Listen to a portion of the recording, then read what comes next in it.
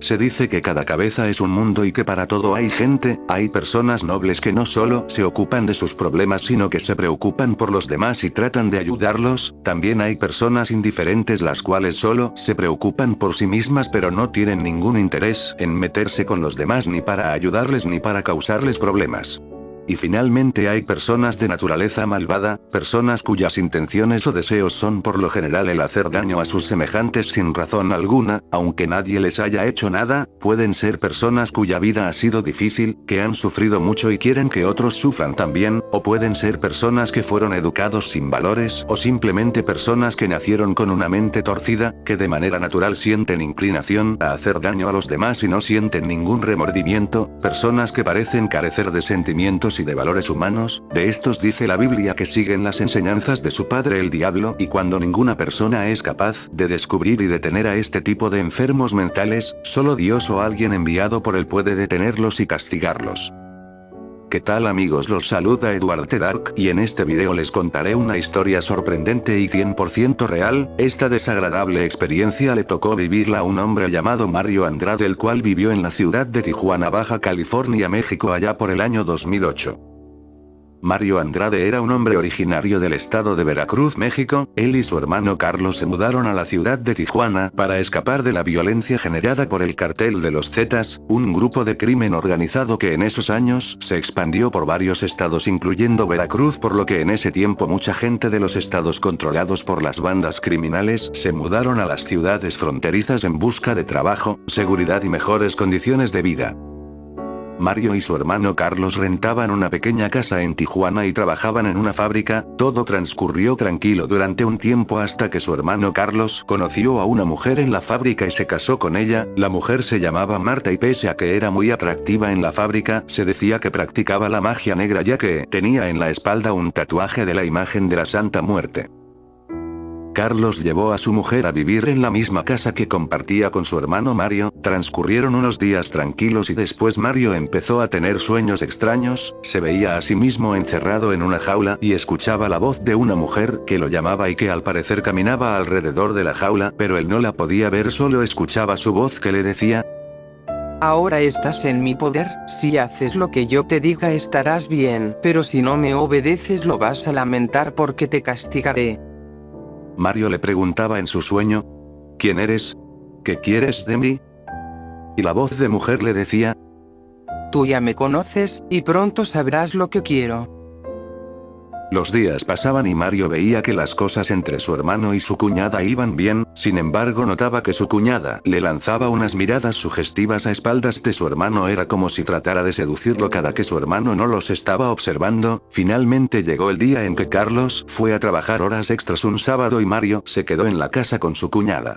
Mario solía levantarse tarde los sábados, pero esta vez lo despertó el sonido de la puerta de su cuarto al abrirse. Se enderezó sorprendido cuando vio que era su cuñada que lo miraba fijamente. Al bajar la mirada vio que su cuñada estaba en ropa interior. Mario no sabía cómo reaccionar. Por un lado no pudo evitar mirar el cuerpo de su cuñada. Tenía una cintura pequeña y caderas amplias que la hacían sexualmente atractiva para cualquier hombre. Marta se fue acercando lentamente hacia la cama y Mario sentía que su pulso se aceleraba. Después de todo él era joven y estaba soltero, pero por otra parte no podía dejar de pensar que era la mujer de su hermano y la lealtad que existía entre ellos. Finalmente Marta se abalanzó encima de él besándolo, pero Mario la apartó con firmeza. Tomó la decisión de no traicionar a su hermano. Marta, sorprendida por haber sido rechazada, se levantó enfurecida y le dijo a Mario: te vas a arrepentir, te dije que si no me obedecías te iba a castigar.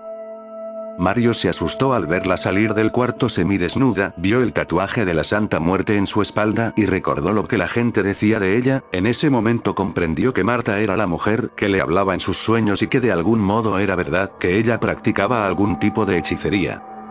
Mario pensó que Marta no volvería a tratar de seducirlo y que no le diría nada a su hermano, pero grande fue su sorpresa al ver que su hermano regresó temprano del trabajo y lo agarró a golpes, reclamándole que había tratado de abusar de su mujer. Mario entendió que ella le había llamado a Carlos, diciéndole mentiras y haciéndolos pelear para separarlos. Ese mismo día su hermano Carlos y Marta tomaron sus cosas y se marcharon de la casa dejando solo a Mario. Marta había empezado a castigar a Mario, haciéndolo pelear con su propio hermano y separándolo de este. Mario continuó con su vida, iba a trabajar y vivía solo. En la fábrica veía a Carlos y a Marta pero no se hablaban. Poco después se enteró de que su hermano y su cuñada habían renunciado, por lo que también dejó de verlos. Quiso hablar con sus padres en Veracruz, pero como era de esperarse, su hermano Carlos ya había hablado con ellos y les había contado la versión de Marta, por lo que sus padres también le dieron la espalda.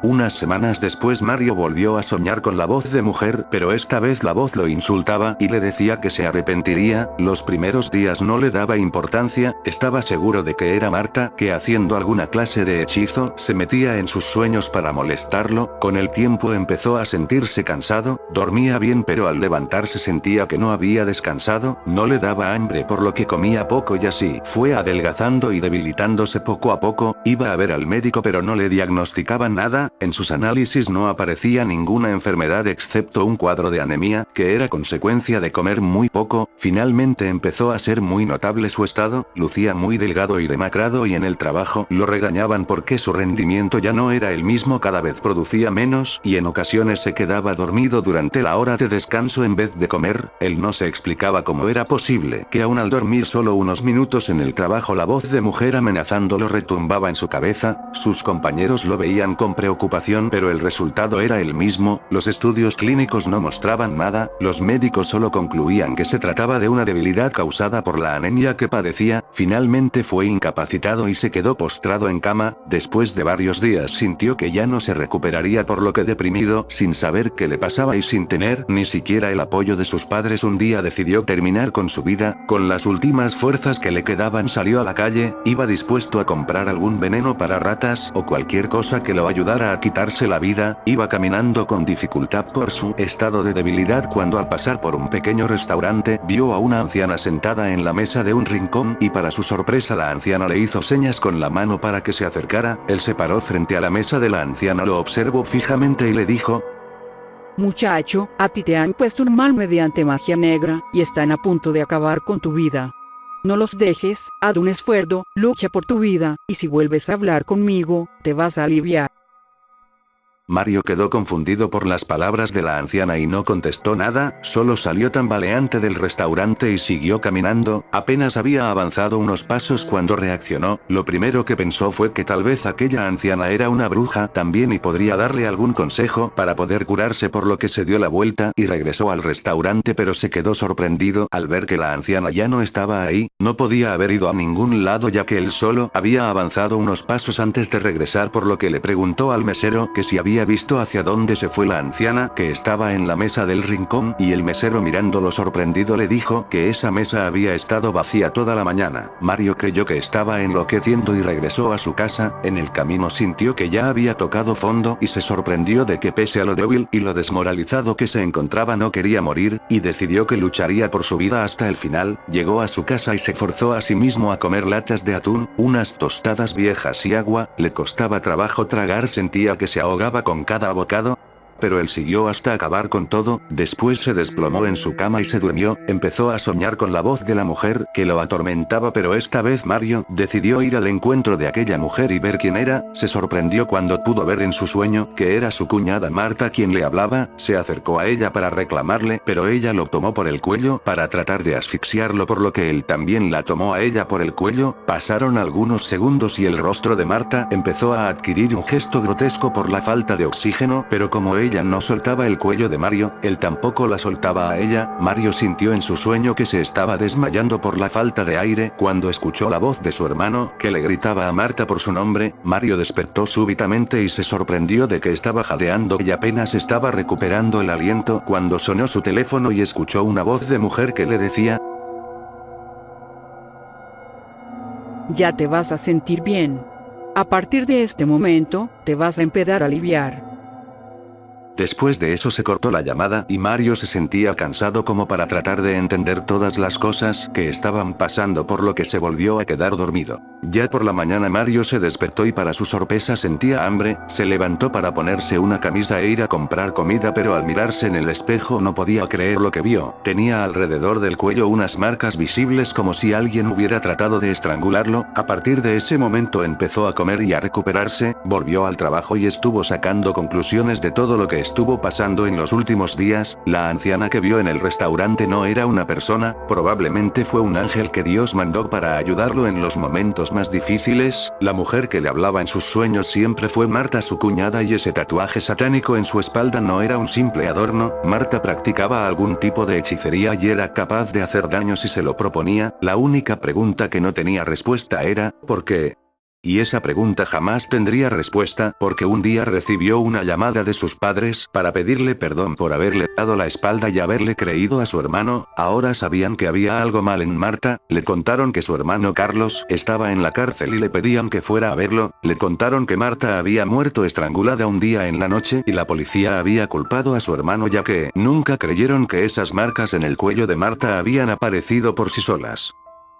Mario siguió trabajando, iba a visitar regularmente a su hermano, quien pasaría un largo tiempo en la cárcel, y entendió que Dios se encargó de darle su merecido a Marta. Sin embargo, Marta, aún muerta, alcanzó a hacer daño, causando la desgracia de su hermano. Con el tiempo Mario platicaba su historia y así es como pude enterarme al escucharla de él mismo. Espero que les haya gustado esta trágica historia, que nos muestra que con la ayuda de Dios, siempre es posible derrotar a los hijos del diablo. Cuídense mucho, les mando un saludo y pronto les traeré otra historia 100% real. Hasta la próxima.